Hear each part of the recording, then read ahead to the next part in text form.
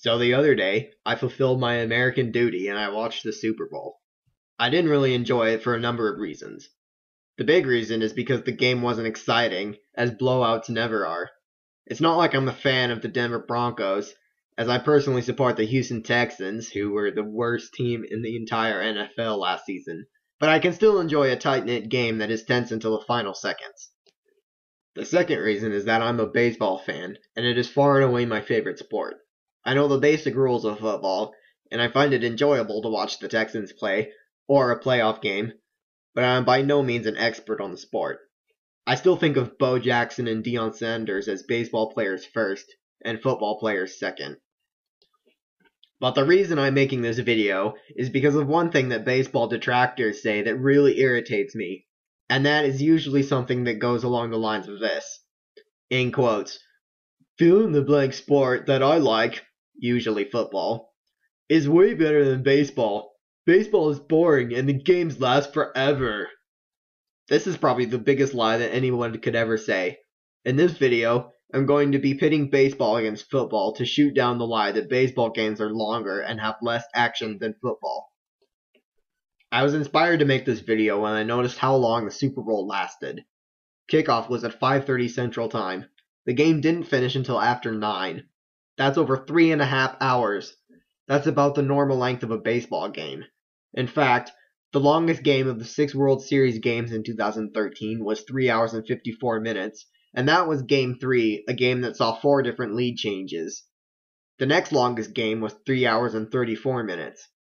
Let it be noted that in football, you have just 1 hour of clock to run out, and that hour is not 100% filled with action.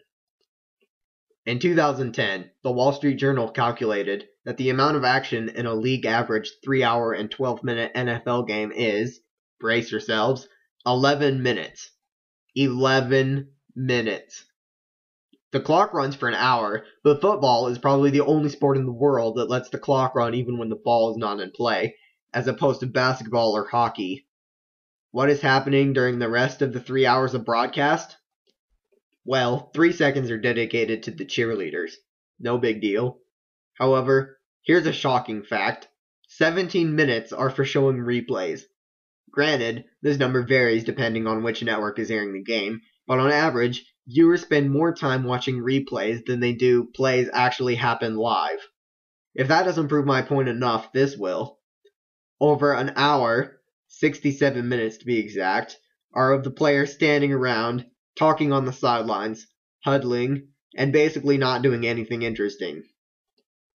But wait, we've only covered half of the 3.5 hour runtime. If you haven't already guessed it, commercials take up over an hour, sometimes more than 70 minutes worth. In fact, they even have commercial timeouts, which is probably the stupidest thing about it all. The NFL actually stops play to show commercials. No team is charged with a timeout. They just have to make as much money as they can, like they aren't already making billions from ticket revenue and merchandise sales. In soccer, you have 2 45-minute halves of non-stop action. Broadcasters have to think of sneaky ways to get ads in, and while, at least in my opinion, the action in soccer isn't nearly as exciting as the action in football, at least you get a heck of a lot more of it.